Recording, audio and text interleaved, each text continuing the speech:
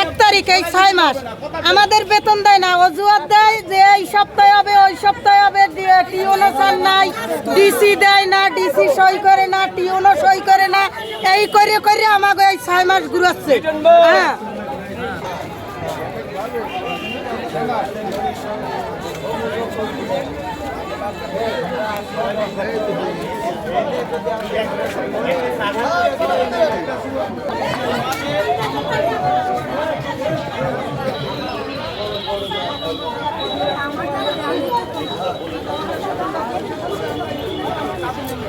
আমাদের